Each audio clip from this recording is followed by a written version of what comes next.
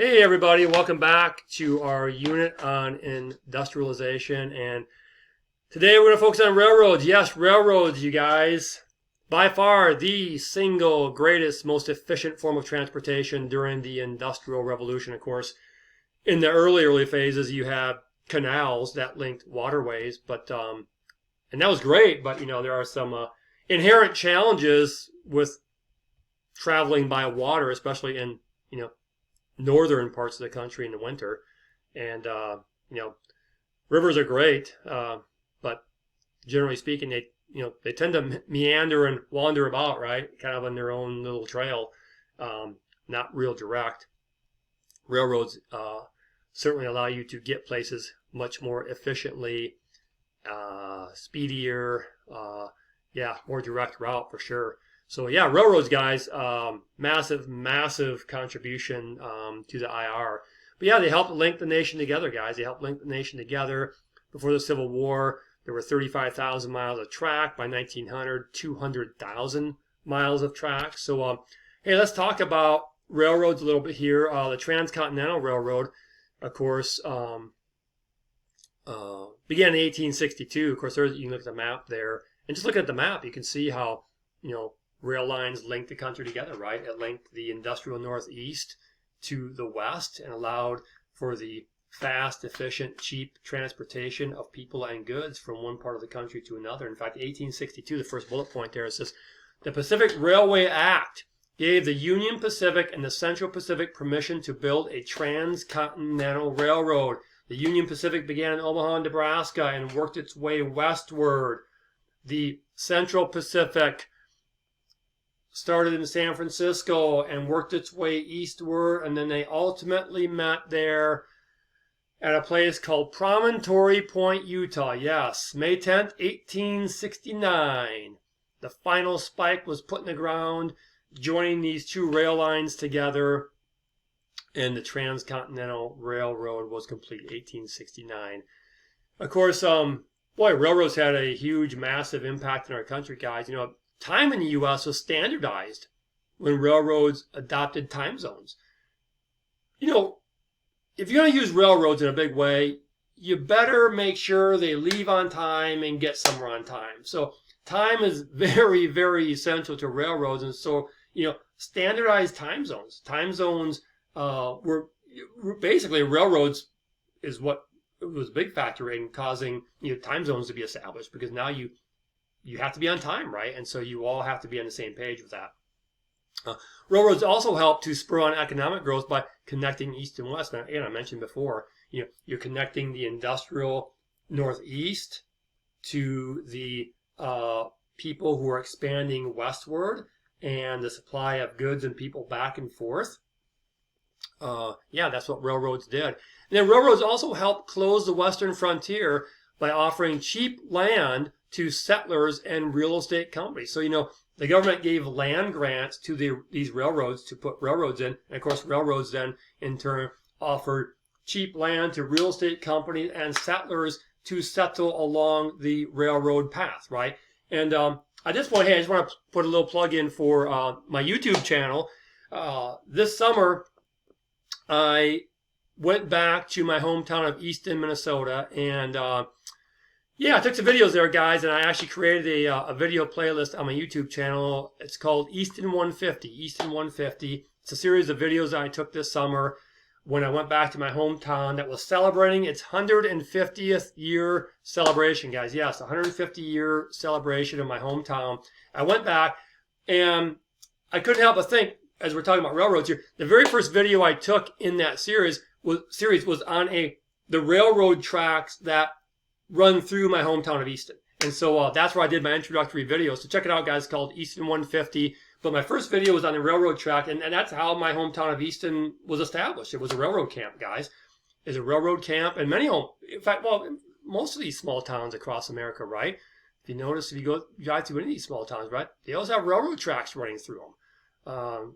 Many of them were settled as railroad camps, right? And then it was a stop-off point, and then eventually, hey, people decided to build a town there and settle there, and next thing you know, hey, you got a small little town built up. So, so check that out. I posted a series of videos in my Easton 150 playlist that kind of just talks about some of the things in the celebration that took place there of my hometown. But yeah, that was interesting. The first video I took there was along a railroad. So we'll talk more about this. But hey, let's move on a little bit here. Another topic we're going to get into is, who were these industrialists, you guys? Were they robber barons or captains of industry? Yeah, we're going to get into that concept, guys. Robber barons or captains of industry. Let's talk about the concept of robber barons first. It says that these robber barons were entrepreneurs, businessmen, investors who made their fortunes in industry. And sometimes they were referred to as robber barons. Well, why were they referred to as that? Well, many railroad investors discovered they could make more money selling free government land than by operating railroads, i.e., corruption. Okay, there's a lot of corruption back in that day. And then, they used bribery, insider trading, cheating, and ruthless tactics to make fortunes. So, many of these industrialists of the Gilded Age were referred to then as robber barons, right? People who amassed their wealth at the expense of the little person, right? At the expense of the average person. So, robber barons was definitely a negative way of describing some of the ruthless tactics and some of the people that made their wealth during this time period. I included here a political cartoon here showing people coming and bowing down and basically tax money used for the benefit of these large businesses and monopolies and individuals that own these industries. Yeah, so certainly this image here would portray some of these people as being robber barons. But like I said earlier in my introduction to the Gilded Age, you have to look at both sides of the coin, right? And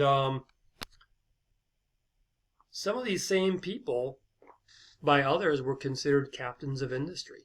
Captains of industry, they were, that's a positive term used to describe business people who were powerful, wealthy, successful, or influential.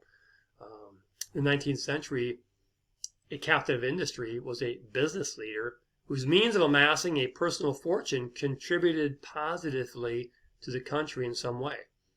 This may have been through increased productivity, expansion of markets, providing more jobs, or acts of philanthropy. Here's some examples, right? Andrew Carnegie in the steel industry, John Rockefeller, oil, Cornelius Vanderbilt in the railroad business, J.P. Morgan, banking, Henry Ford, automobiles. So,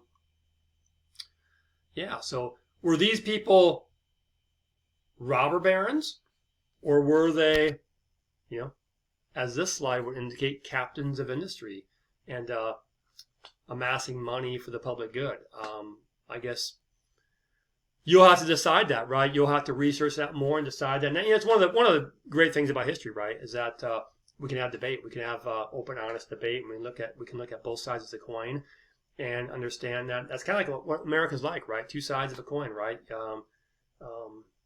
And it's important to look at both sides of the debate to get a good perspective. So, so some of these wealthy business people, these industrialists, were they robber barons using their wealth for their own benefit, or were they captains of industry amassing wealth to help the public good? I guess that's a debate that we can continue to have, and you can look into that more on your own as well. But hey, last thing I'll leave you with, guys, here, the Great Northern Railroad was probably the most successful transcontinental railroad. It linked Minnesota to Washington State without the use of any federal land grants. Low fares were offered to homesteaders who settled along the route. The railroad efficiently hauled products east and west, increasing trade at home and internationally. So, as always, as I leave here, if you are in class, we will further delve into the significance of the development of railroads. We'll also get into the debate over these industrialists. Were they robber barons or captains of industry? I guess that'll be for you to decide, but we'll look at some sources there and debate that a little bit. And of course, if you're not in class and you're viewing this video outside of class, I would encourage you, hey, take a look at this in more detail. Take a look at the significance of railroads and how it revolutionized transportation. And, hey, take a look at some of these wealthy industrialists and come to your own determination, were they robber barons or captains of industry? That'll be for you to decide. And hey, let me know what you think, okay? I'd be interested in knowing that. So, hey, catch up to you later, and we'll move forward. But that's it for now. Bye.